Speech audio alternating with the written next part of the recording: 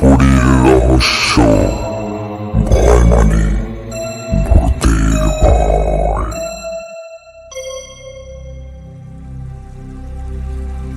Hello everyone, welcome back to মৃত্যুপুরী রহস্য।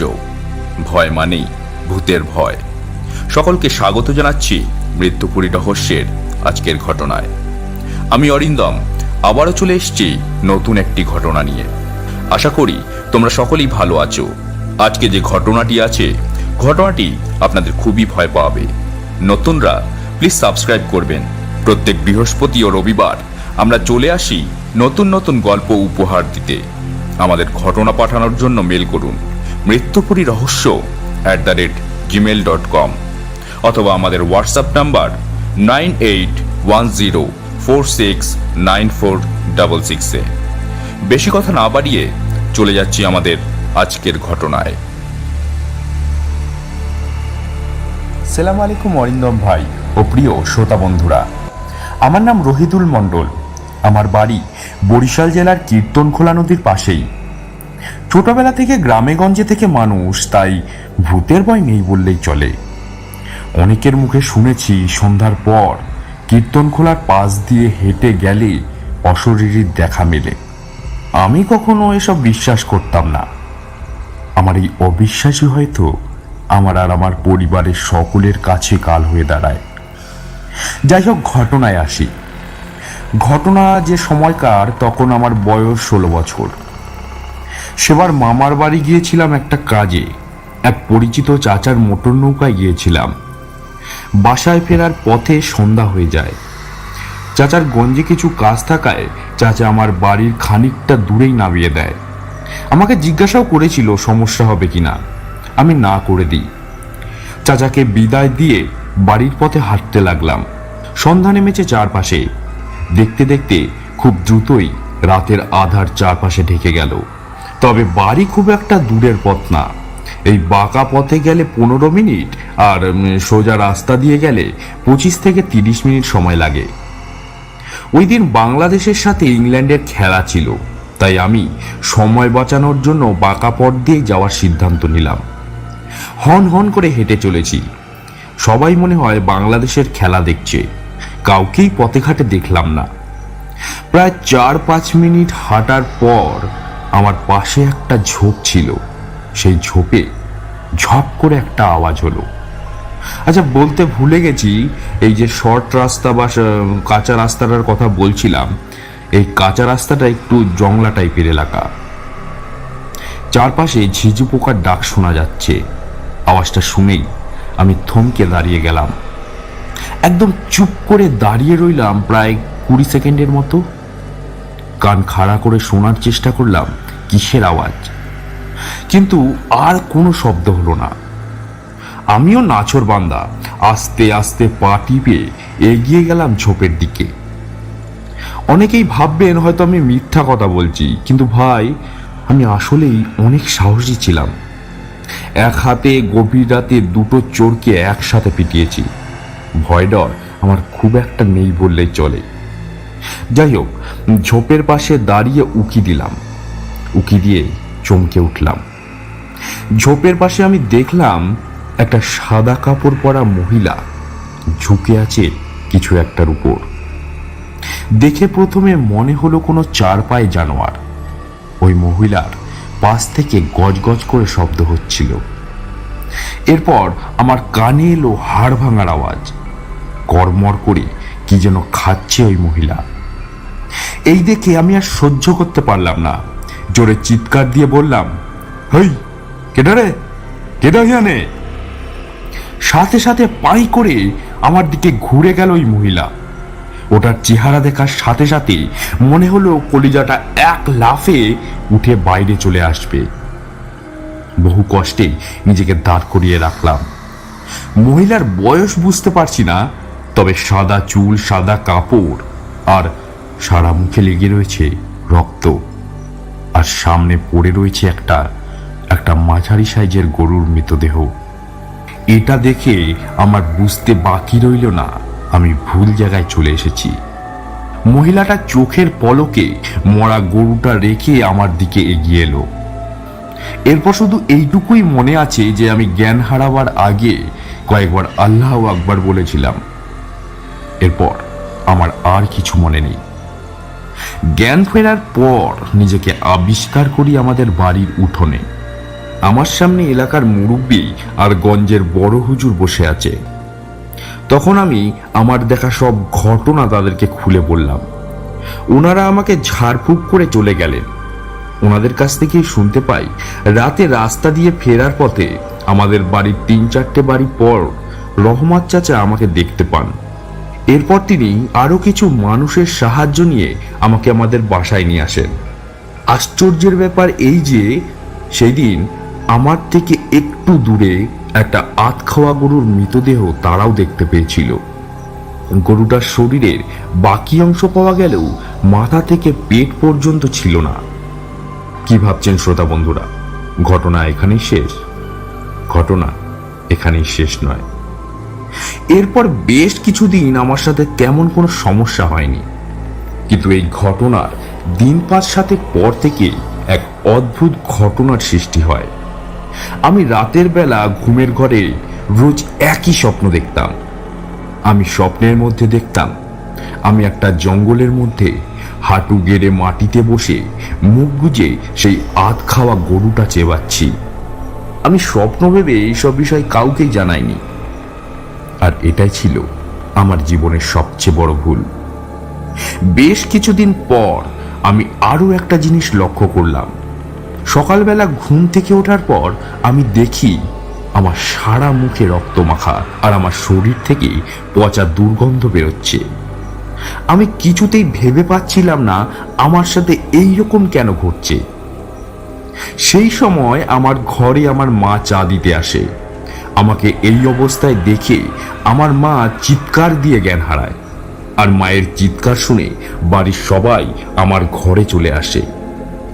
আমার এই অবস্থা দেখে আমার বাবা এইসবের কারণ জানতে চায়, আর বাকিরা মাকে ধরাধরি করে পাশের ঘরে নিয়ে গিয়ে শুইয়ে দেয়। এরপর আমি সকলকে সব ঘটনা খুলে বলি। সব শুনে আমার বাবা আমাদের পাড়ার মসজিদের ইমাম সাহেবের কাছে যান এবং সব ঘটনা খুলে বলেন। সব শুনে ইমাম সাহেব বলেন ফজরের নামাজের পর আমাদের বাড়িতে আসবেন, আর এটাও বলে দেন যতক্ষণ না উনি আসছেন ততক্ষণ যেন আমাকে নজরে নজরে রাখা হয়। কথা মতো তারা তাই করলেন। সারাক্ষণ তারা আমাকে একটা ঘরের মধ্যে বন্ধ করে রাখলেন। এইবার আসলো সেই কাঙ্ক্ষিত সময়। ফজরের নামাজের পর ইমাম সাহেব আমাদের বাড়িতে এলেন।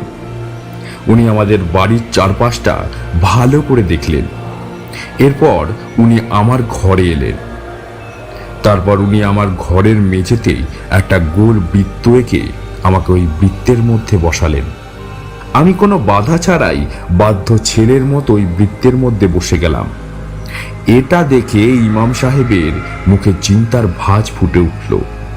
এরপর ইমাম সাহেব আমার হাতের কড়ি আঙ্গুল চেপে ধরে বিড়বিড় করে কি সব মন্ত্রপাঠ করতে শুরু করলো।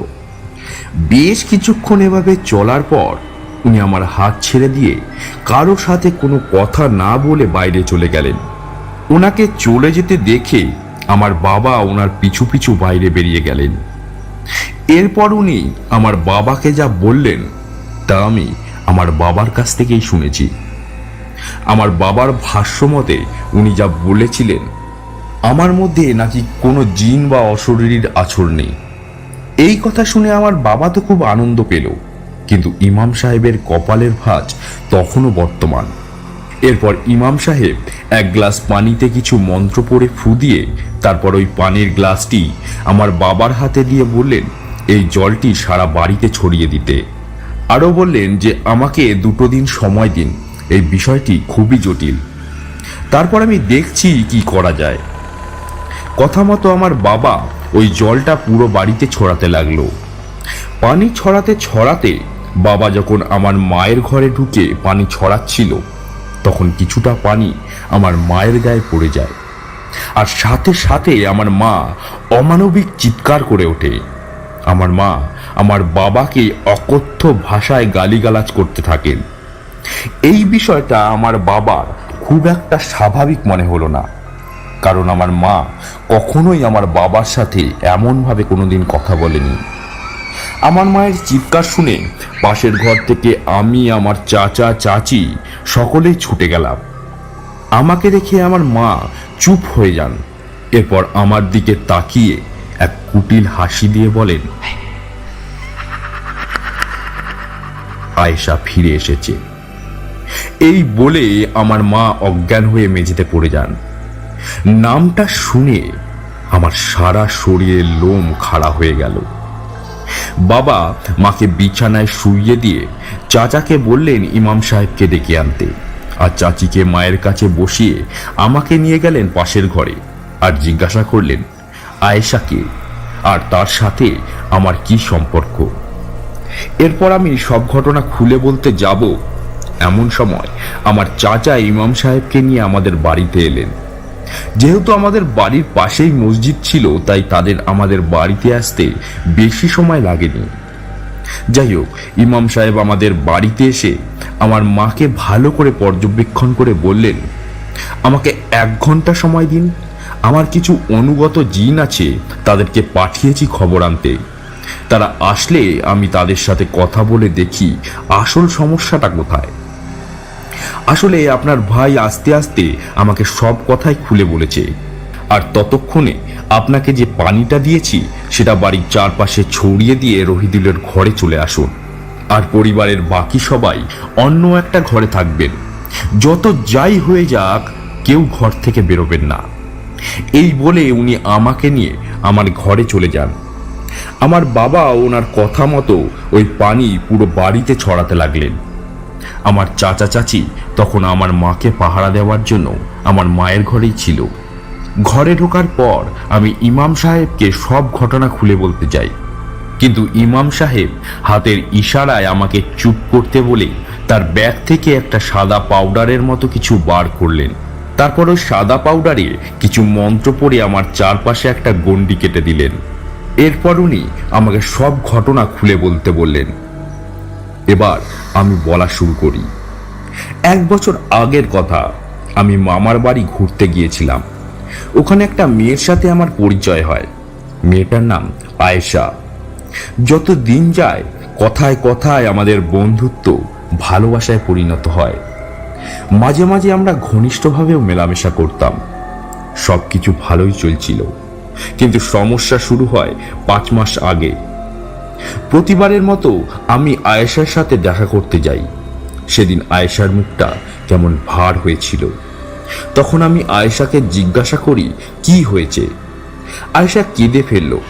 তারপর যা বলল তা শুনে আমার পায়ের তলা থেকে মাটি সরে গেল। কি বলবো আমি বুঝতে পারছিলাম না। আয়েশা বলল ও প্রেগনেন্ট। ও আমাকে বিয়ে করতে বলে, কিন্তু তখনও আমি নিজের পায়ে দাঁড়াতে পারিনি। এদিকে বাবা মাকেই বা কি বলবো। ওকে কোনো মতো বুঝিয়ে বাড়িতে পাঠিয়ে আমিও বাড়ি চলে এলাম।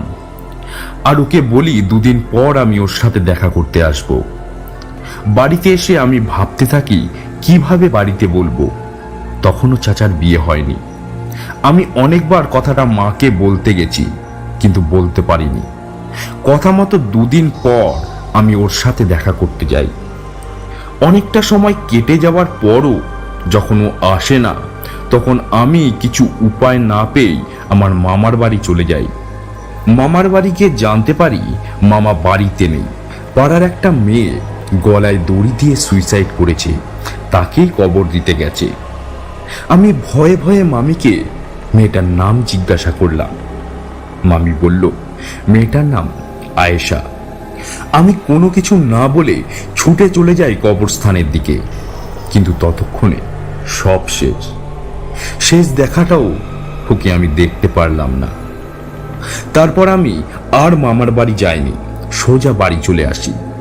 নিজেকে সেই সময় জানোয়ার মনে হচ্ছিল। আমার জন্যই আজ ওর এই অবস্থা। সব শুনে ইমাম সাহেব খুব রেগে গেলেন। উনি বললেন, তুমি অনেক বড় পাপ করেছো, তোমার এই পাপের কোনো ক্ষমা হয় না। তারপর উনি আমার বাবাকে উদ্দেশ্য করে বললেন, দেখুন এই মুহূর্তে মেয়েটা খুবই ক্ষিপ্ত হয়ে আছে। আমি বলতে পারছি না কি হবে, তবে আমি চেষ্টা করে দেখব কতদূর কি করা যায়, বাকি সব আল্লাহর হাতে। এই বলে উনি আমার শরীরের ওপর আয়েশার আত্মাকে হাজির করলেন। আয়েশার আত্মা আমার শরীরে ভর করার পর কি হয়েছিল আমি জানি না। পরে আমি তা জানতে পারি আমার বাবার কাছ থেকে। আমার বাবা যা বলেছিল তা ঠিক এই রকম। আয়েশার আত্মা আমার শরীরে ভর করার পর ইমাম সাহেব ওকে অনেক বোঝানোর চেষ্টা করেছিল যাতে ও আমাকে ছেড়ে দেয়, কিন্তু ও তাতে রাজি হয় না। ওর চোখে মুখে তখন প্রতিহিংসার আগুন জ্বলছিল। অনেক কষ্টে ওকে রাজি করেন ইমাম সাহেব, তবে ও একটা শর্ত দেয়। শর্তটা হলো ও আমাকে ছেড়ে চলে গেলেও পুরোপুরি যাবে না, প্রতি অমাবস্যা তিথিতে ও ফিরে আসবে, তবে আমার কোনো ক্ষতি করবে না। কিন্তু সেদিন এক দামে কেনা একটা মুরগি আমাকে নিজে হাতে রান্না করে রাত 1টার সময় আমাদের বাড়ির পেছনের হিজল গাছের তলায় রেখে আসতে হবে। আর কোনো উপায় না দেখে আমার বাবা এই শর্তেই রাজি হয়ে যায়। তারপর আয়েশা আমার শরীর ছেড়ে চলে যায়। এরপর থেকে আমার আর কোনো অসুবিধা হয়নি, কিন্তু প্রতি অমাবস্যায় আয়েশার উপস্থিতি আমি এখনো টের পাই। এরপর ইমাম সাহেব আমাকে কিছু আয়াত শিখিয়ে দিয়ে চলে যান আর বলেন সারা জীবন যেন আমি এই আয়াত আমল করে চলি। প্রতি অমাবস্যায় আমি মুরগির মাংস রান্না করে ওই হিজল গাছের তলায় রেখে আসি। ওই মুরগির মাংসটা হিজল গাছের তলায় রেখে পেছন ফেরার সঙ্গে সঙ্গে আমি শুনতে পাই হাড় চেবানোর কর্মর শব্দ। শুনতে পাই বললাম, এর কারণ আমি এখনো সেই শব্দ শুনতে পাই। আমি পারলে বড় কোনো হুজুর দেখিয়ে এই সমস্যার কোনো উপায় বের করতে পারতাম, কিন্তু আমি তা করিনি, কারণ আমি বিশ্বাস করি আমি ওর সাথে যা করেছি তা অন্যায় করেছি। এটা তার কাছে কিছুই না। অরিন্দম ভাই ও প্রিয় শ্রোতা বন্ধুরা, এই ছিল আমার জীবনের চরম সত্য। এই ছিল আজকের ঘটনা। ঘটনাটি কেমন লাগলো কমেন্ট করে জানিয়ে দিন। ঘটনাটি যদি আপনাদের ভালো লাগে তবে বন্ধু বান্ধব পরিবার পরিজনের সাথে শেয়ার করে দিন। আজকের মতো তোমাদের থেকে বিদায় নিয়ে নিচ্ছি। আবারও দেখা হবে আগামী দিন। মৃত্যুপুরীর রহস্য, ভয় মানে